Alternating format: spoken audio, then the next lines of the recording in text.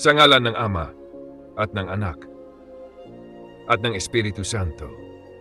Amen. Ama naming mapagmahal at tapat na Diyos, sa katahimikan ng sandaling ito, kami ay lumalapit sa iyo na may pusong puno ng pasasalamat. Hindi kami lumalapit upang humingi, kundi upang magpasalamat sa mga biyayang malinaw naming nakikita at maging sa mga biyayang tahimik mong ipinagkaloob kahit hindi namin namalayan.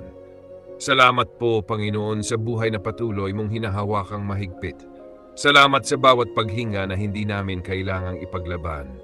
Salamat sa bawat paggising na isa palang regalo mula sa iyo. Salamat, Diyos, kahit hindi perpekto ang aming kalagayan. Salamat kahit may mga problemang dala pa rin. Salamat kahit may sakit, pagod at luha.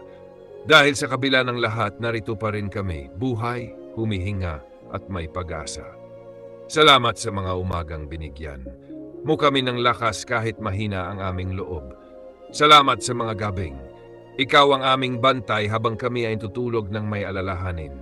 Salamat sa mga panalangin sinagot mo agad at salamat din sa mga panalangin hindi mo pa sinasagot dahil sa paghihintay natuto kaming magtiwala. Salamat sa mga pagsubok na dumaan dahil dito mo kami hinubog.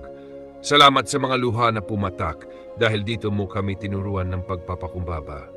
Salamat sa mga pagkadapa dahil dito mo kami muling binangon.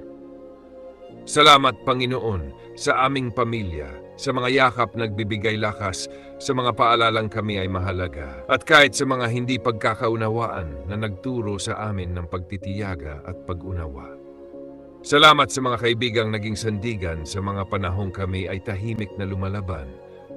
Salamat sa mga taong ginamit mo upang iparamdam sa amin na hindi kami nag-iisa sa laban ng buhay.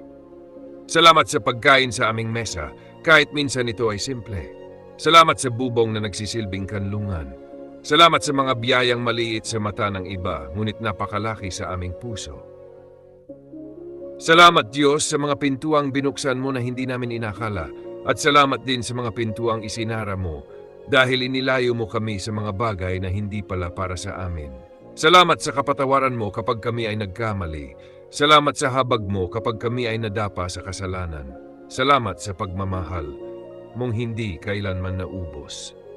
Salamat, Panginoon, kahit kami ay nagkulang, ikaw ay nanatiling tapat. Kahit kami ay sumuko minsan, ikaw ay hindi kailanman bumitaw. Sa araw na ito, Diyos, inaalay namin sa iyo ang aming pasasalamat, buong puso, buong kaluluwa, buong buhay. Turuan mo kaming maging mapagpasalamat hindi lamang kapag may biyaya, kundi maging sa oras ng pagsubok.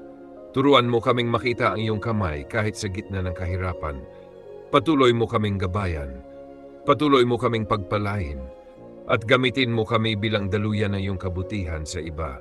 Ipinagkakatiwala namin sa iyo ang aming bukas, aming kinabukasan, at aming buhay. Habang kami ay humihinga, pipiliin naming magpasalamat.